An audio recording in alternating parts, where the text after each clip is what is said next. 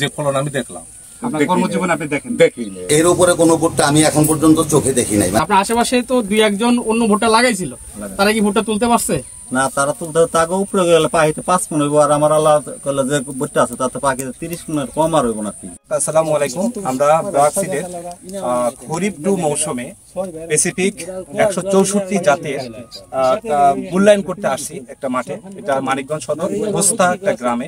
তো আমার সাথে চাষি ভাই আলাউদ্দিন ভাই আছে, আমার পিডিএস অফিসার আছে, এবং আমাদের এই অত্র এলাকা সাব অ্যাসিস্ট্যান্ট এগ্রিকালচার অফিসার জনাব সাজ্জাদ ভাই আছেন, এবং আমার সাথে আছেন অ্যাডভেন্টার প্রতিনিধি কৃষিবিদ মুক্তাদির ইসলাম।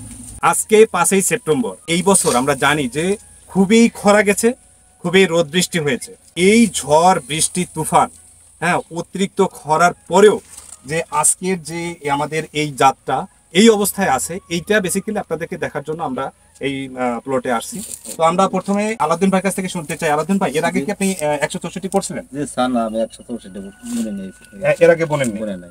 আচ্ছা, এই বছর প্রথম বললেন? এই বছর প্রথম বলছি। আচ্ছা, কিভাবে আপনি এই জাতটা আপনি খুঁজে পেলেন? আমি হলো এটা আমাদের পরামর্শে করছেন না আপনি নিজেই এটা সার্চ না, করেছেন? আপনাদের পরামর্শ অনুযায়ী করছেন। আমাদের পরামর্শে করছেন। আচ্ছা, তো এখন দেখি আপনার কাছে কি মনে হচ্ছে? এই যাত্রা স্যার হলো খুবই ভালো, ভুট্টার মাথা বন্ধ ফলন এবং এই ফল খুব সুন্দর, রং হলুদ দেখার মতন, আবার উপরের ফল আর নিচের ফল এক সমান। আচ্ছা, এই অত্র এলাকায় তো আপনার খরিফ তো অনেক জাত করছে, অনেক কিছু করছে না?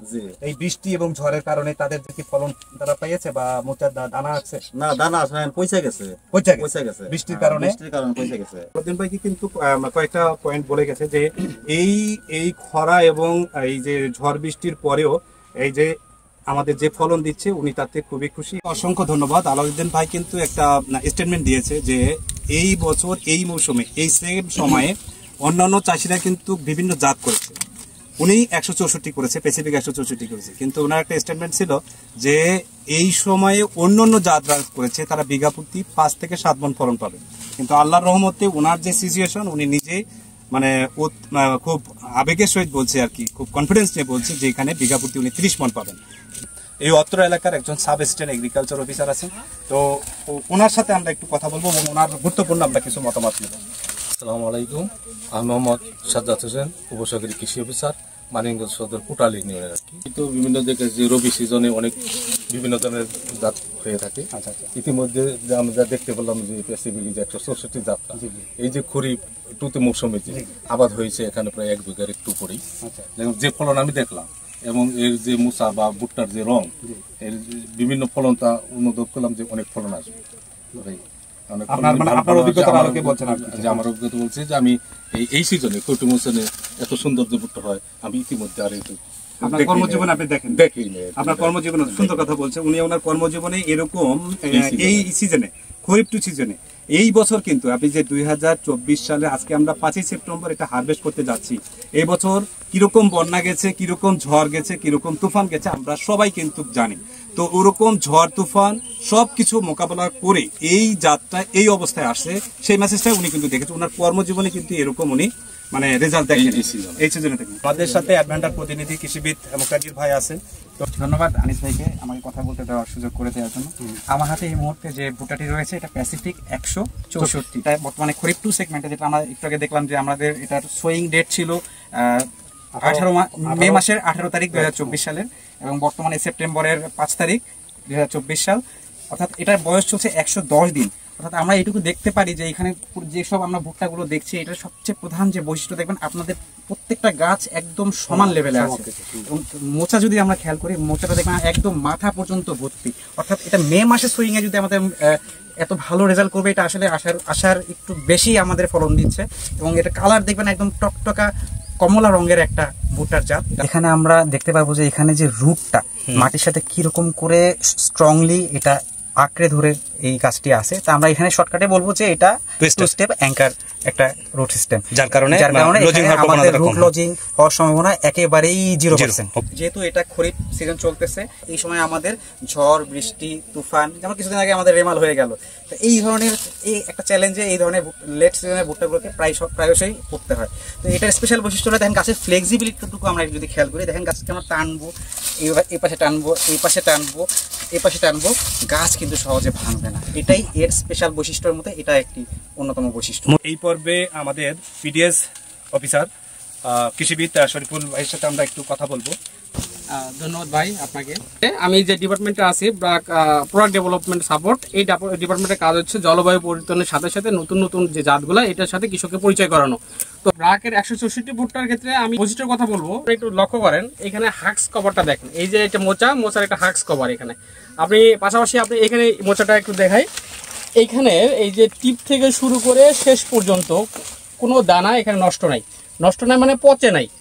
একটাই কারণ, এখানে যে হাক্স কভারটা থাকে এটা টাইট থাকে, এর কোনো বৃষ্টির পানি যেটা এটা ঢোকে না।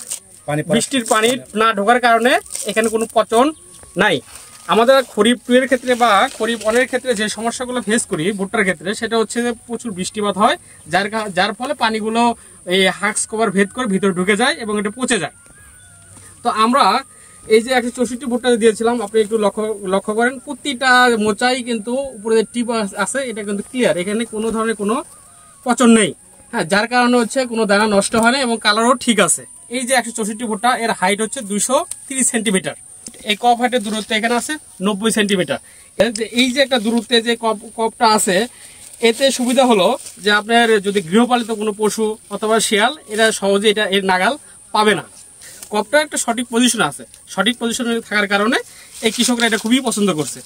সম্মানিত দর্শক, ব্র্যাকের প্যাসিফিক 164 যার হাত দিয়েই এই প্রোডাক্টটা আসলে বিভিন্ন চাষি রিটেলার হাতে যায়, সেই ভাইয়ের একটু মতামত নিতে চাচ্ছি। তো আমরা সরাসরি মুকুল ভাইয়ের কাছ থেকে শুনতে চাই। আলহামদুলিল্লাহ, আমি যার কাছে এগুলি বিক্রি করছি তারা সবাই একটা সুন্দর রেজাল্ট দিচ্ছে। এবং খরিফ 2 মৌসুম যেটা, এটা আসলে এর উপরে কোনো ভুট্টা আমি এখন পর্যন্ত চোখে দেখি নাই, মানে আমি কোনো কোম্পানির পাই নাই। এই খরিফ 2 মৌসুমে এরকম ফলনশীল ভুট্টা আমি কোথাও দেখিনি। এটা আসলে গরম সহিষ্ণু জাত, বৃষ্টি সহিষ্ণু জাত, এবং নিচের দিকে একটা ওই যে বাংলায় কি বলে টানা জাতীয় একটা জিনিস, যেটা শিকড়টা একটু টানা দিয়ে রাখে যাতে ঝড় বৃষ্টিতে ক্ষতিগ্রস্ত কম হয়।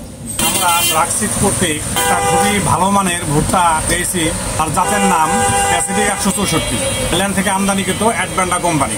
এই ভুট্টাটা নিয়ে আমরা গত 2 বছর ধরে কাজ করতেছি। আমরা এই বছর এই এত তাপমাত্রার মাঝেও খরিফ মৌসুমে যে ফলনগুলো আমরা পেয়েছি তা দেখে আমি ডিলার হিসাবে খুবই সন্তুষ্ট এবং আমার চাষিগুলাও অনেক সন্তুষ্ট।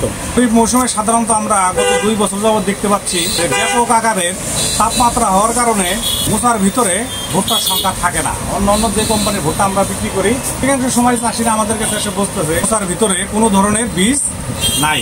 আপনারা দেখতে পাচ্ছেন আমার হাতে একটা মোচা প্যাসিফিক 164 ব্রাক কর্তৃক বাজারজাতকৃত, কি সুন্দর মোচা হয়েছে, একদম নিচ থেকে শুরু করে উপর পর্যন্ত বীজে পরিপূর্ণ এবং কালারটা হয়েছে অনেক সুন্দর। আমরা এতদিন ধরে খোঁজার পরে খরিফ মৌসুমের জন্য একটা সুন্দর মানের ভুট্টা পেয়েছি। এই জন্য ব্রাকসিড এন্টারপ্রাইজকে আমার শহীদ বীজ ভান্ডারের পক্ষ থেকে অনেক ধন্যবাদ। সব মিলে আমি একটা কথায় আসতে চাই যে এই বছর কিন্তু আমরা লেট সেগমেন্টে অতি খরা এবং বৃষ্টির কারণে কোনো চাষি সেইভাবে কিন্তু আপনার হারভেস্ট করতে পারেনি। অনেক চাষি মোচা দানা আসেনি, অনেক জাতের হলো আপনার গোড়া পচে গেছে বৃষ্টির কারণে, কিন্তু এই জাতটা পানিও সহ্য করছে প্লাস রোদও সহ্য করছে এবং একটা জায়গায় চলে আসছে। খরিফ মৌসুমে সেরা জাত